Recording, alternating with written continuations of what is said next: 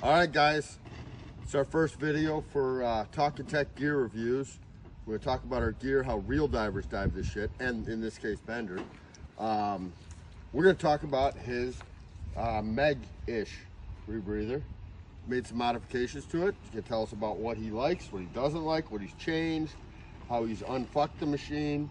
So, Bender, what the fuck are you diving? So this is a Meg 2.7. It's they call it a legacy Meg, so it's not currently supported by ISC, which is not the greatest thing in the world, but it's what I could afford and what's working for me. So the first thing I did once we finished training on the machine was we got rid of the front mounted counterlungs. Just for me, I was getting claustrophobic. It's just too busy.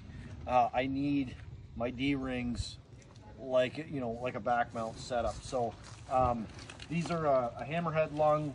You can get them through subgravity. It's the same lung as like an ATS, very similar to a JJ lung. And at the time, you couldn't get a left dump counter lung. So what I actually did was took the right lung out, put it in the left, took the left lung, put it in the right, patched the hole and cut a hole for the lung butter dump. And because a Meg flows right to left, which is opposite of a Revo, opposite of a JJ, opposite of most of the machines, we needed to put the lung butter dump on this side. So that's the first mod. If you look at Alicia's machine, she's diving basically a pure Meg, but with back mount or counter lungs. And then again, now you've got your chest is clear, you can put your stages on, and you get these D-rings back, which is so important in my eyes. So with that, we're running a manual add valve. That's all this is. This is a TechMe manual add valve. It's made in Czech Republic, and it's very similar to a JJ manual add valve. So I'm doing my O2 manual add. If I needed to go off board, we would let the solenoid handle O2. I could spin that around, plug in a stage, just standard low pressure inflators, no swage locks, no high flow fittings, just sort of simple standard off the shelf scuba stuff. I'm not a BOV guy. That's an argument for another day.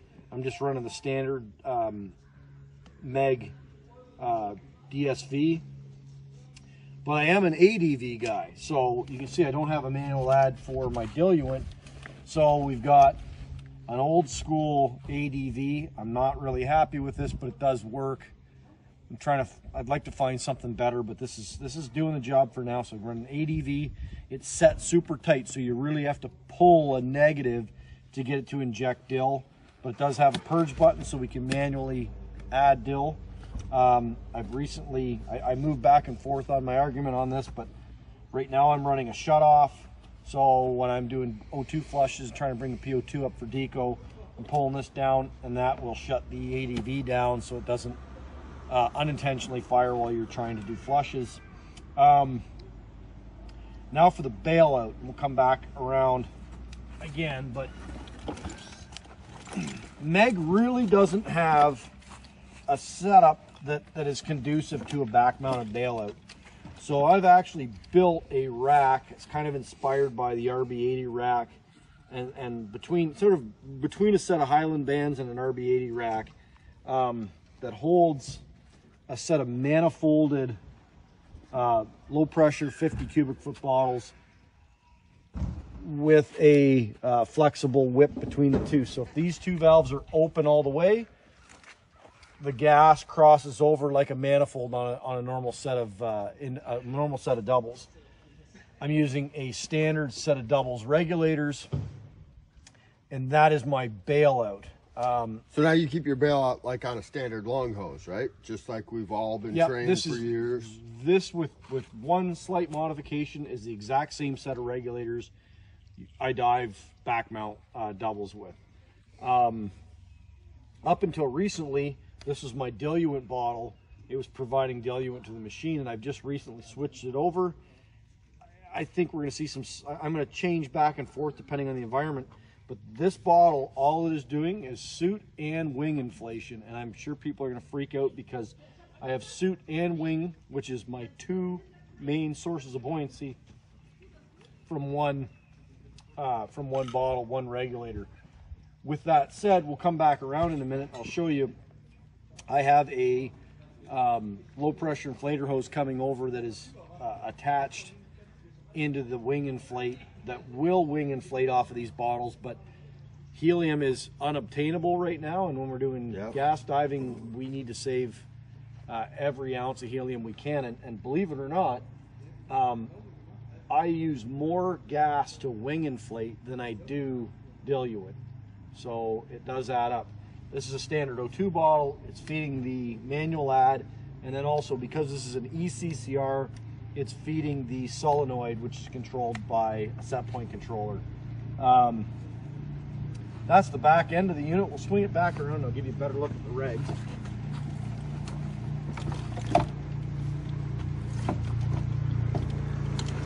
So kind of like we talked about, this is short hose, it's on a necklace. It's just like coming home, right? Going back to all those years of open circuit tech diving. If the shit hits the fan, again, I'm not a BOV guy. Caustic cocktail, the first thing you do is spit this thing out. You can go back to your necklace, right? Just like going home. That's sitting there where it's always been. That's run off of the left post, crossing over. And then we're running a standard long hose, and that is under the loop and clipped off. So in an out of gas emergency, you're just gonna have to wait. I'm gonna have to go off loop, go to short hose, bring that out, deploy. That's the same how the RB80 is, the same as how the GUE JJ system is. It's just a necessary evil. Typically in a CCR situation, we have lots of advance notice before someone's gonna need gas. And also I've noticed if somebody needs gas, they can wait for it. They will wait. They're not going anywhere. Standard backplate. I think this is a sub-gravity backplate. I bought another backplate that I just leave on this unit now. Aluminum backplate. Worked really hard to try to reduce the weight, to try to get it as close to neutral. I'm diving aluminum baked backplate up in the lakes with all my dry suit underwear and stuff on. This unit is naturally negative, and that's something, again, I'm constantly trying to find an ounce here and an ounce there that I can take out of the unit, get it as close to neutral as possible. But it is a negative unit. 32 watt Light Monkey focusable canister light. It's got like a 7-hour burn time. I'm running EO connectors. I don't know why, but I just like irritating Corey because he hates selling EO stuff. So this is actually a little trick. Steve Blanchard taught me this. Is if you're running an EO and you tuck it into your belt, keep it all nice and tidy. When you go to deploy it, about 1 out of 5 times that EO will come apart. So he showed me this. We take a little piece of electrical tape and we wrap it around the EO, and there's a little tab on it, and that's enough to stop that sucker from coming apart in the water. But if I do need to separate it, I can't come up with a reason why I'm still diving EOs, but I am. It's there. Drive Corey nuts. That's right. That's right. Because Corey hates warrantying EO cords. So I showed this in one of my other gear reviews. I'm running a little Techna knife, so I got a line cutter right in my hand. I'm doing the Andrew Jurgitsits streamlined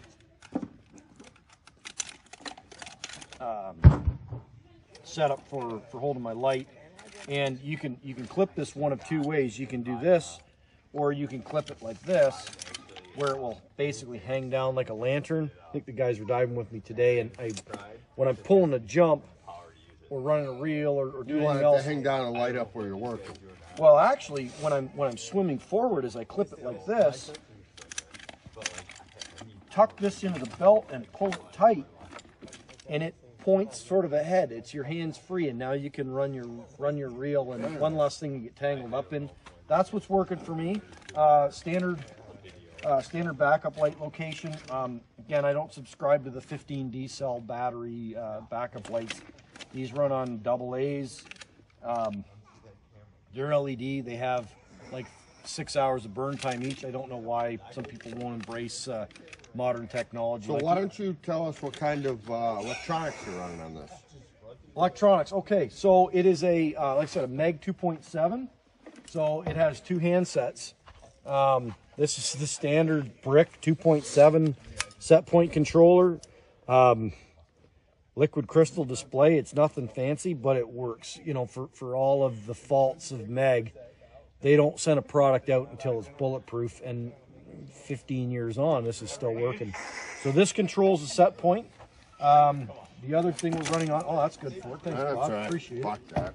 Like, that is unobtainable and non-repairable, so when it's fucked, I'm fucked too. So thanks. Well, you got another one. That one's already broken.